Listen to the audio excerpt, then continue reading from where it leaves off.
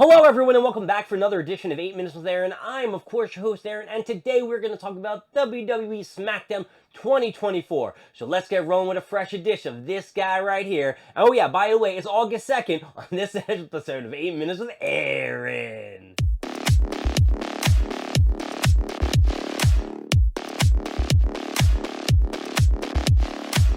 Smackdown started off with Cody Rhodes coming to the ring with a huge chance of Cody, and they were singing his song as he made his way to the ring. Cody stepped inside and said, Solo Sikoa, what do you want to talk about? Let's come on out and have a little one-on-one chat. Well, that's basically what happened. Solo Sikoa came out and Cody Rhodes just started talking. Solo Sikoa's like, dude, come on, bro, you wasting my time. Are you done? Come on. Cody's like, am I done? Basically just put Solo in his place, calling him a fake tribal chief, that he is nothing. He's just trying to be a cheap knockoff. And at Summerslam, he will come out victorious and beat Solo Sikoa. Solo Sikoa, of course, had his cronies, Jacob Fatu, you got Tom Malonga, and the other guy who's got an eye patch now. I don't even know where the eye patch came from. They surrounded the ring, and now the match was made into a Bloodline rules match. Was there any reason for this to be a Bloodline rules match? No. Did Cody need to have this stipulation and make it a lot more, problematic for him? No! It even makes more sense that Cody's going to retain because of the stipulation. So they left the ring and Cody's music played, and that was the end of that segment. This is just making more of a build toward the match on Saturday to give you that little, oh, Solo Sikoa's got to win. It's Bloodline rules, whatever rules. Then we finally got to our first match, which was a rematch from last SmackDown last week on Friday. It was Andrade versus Carmelo Hayes.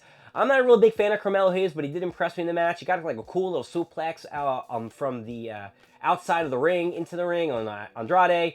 This came to an end when Andrade got him in a nice little roll-up for a 1, 2, 3. He beat Carmelo Hayes again, and he was shocked. He's, whoa, I can't believe it. Blah, blah, blah, blah.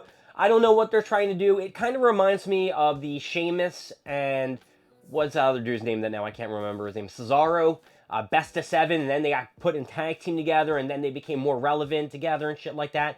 Maybe this is what they're trying to do with Carmelo Hayes and Andrade. I don't know where Andrade goes from here. I don't know where Hayes goes from here, but it was a good match, and if you want to watch it, go take a look. The next thing that we had was a little segment in the bank with Santos Escobar. And what is her name? I can't remember the girl's name that she's with. Maybe it's some kind of Electra name, something like that.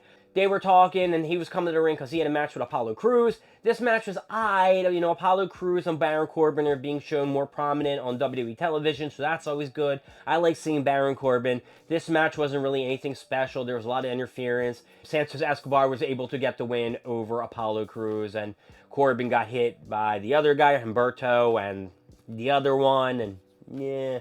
All right, well, that match was great, but the winner, was Santos Escobar. That's what I wanted to get down to. Then we had, Nick Aldis was coming to the ring with Logan Paul. Logan Paul was having like a ceremony because he's in Ohio, his hometown, and he's going to release a banner and shit like that. Once he released the banner, it said, yeah! That's right, it said, yeah! By LA Knight. He ruined the banner. LA Knight came to the ring and was like, look, dude, I know you're a chump. You don't want to fight me. I wonder what else I can do to piss you off.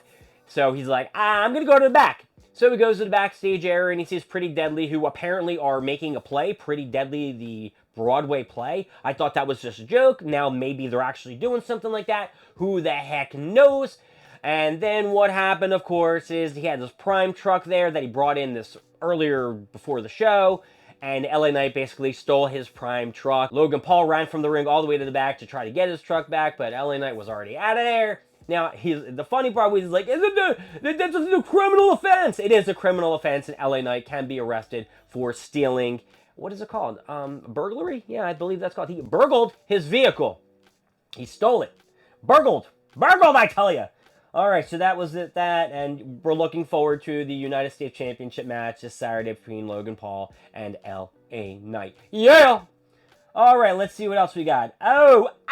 We have the WWE Women's Tag Team titles up for grabs. Alba Fryer and Alzadon versus Bianca Belair and Jade Cargill. The beginning of this match was freaking really great. Jade Cargill and Bianca Belair were just doing all these double team moves on them, showing their strength, lifting them up, body slamming them, throwing them off the top turnbuckle and shit, giving them double clothesline, double drop kicks. They were just killing it. They were doing like moves like this and posing. It was great. Then they went to a commercial break. When the commercial break came back, Jade Cargill was on the ground for some reason. I don't know what the hell happened.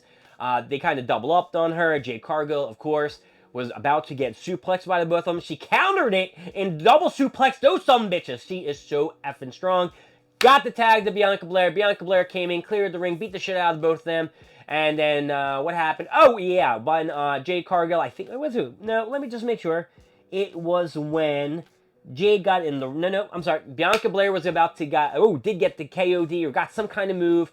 She hit the 1, she hit the 2, and then, what's her face? It was Blair Davenport, that girl who nobody knows anything about. She interfered, pulled Jade Cargill from getting into the ring, and then started beating her to F up, and that was caused a disqualification. So, Fire and Dawn still hold the titles, which is insane. And they've only had 2 title defenses since their championship reign, since they've gotten the titles, what was that, all the way back at Queen of the Ring? Maybe? I don't remember. Oh, no, it was Clash at the Castle. Clash at the Castle. Had to enunciate and get that out. So that's pathetic. Pathetic. It's kind of like on a Roman Reigns scale. When he had the title, you remember? Like 8 defenses or 28 defenses over 4 years or some shit like that. Disgusting.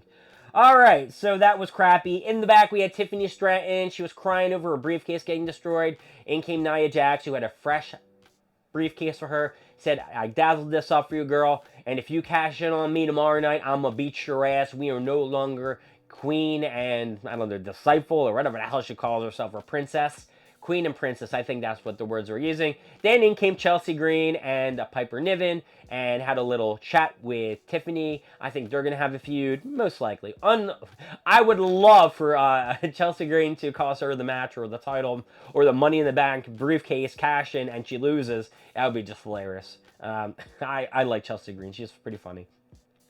And then finally, we have to talk about the last match, the WWE Tag Team title match between Johnny Gargano and Tommaso Ciampa, DIY versus the Bloodline, Tama Tonga and Jacob Fatu. It started off with Tommaso Ciampa and Tama Tonga. They were going at it, and it sprawled into, they got to the outside, came into the inside, went, fighting each other and shit like that. Ciampa was doing really good, tagged into Fatu. Fatu got, like, the power moves in. He tried to jump on Tommaso Ciampa. He hit his head into the corner, which I thought his head was the strongest thing. He got a little riled up.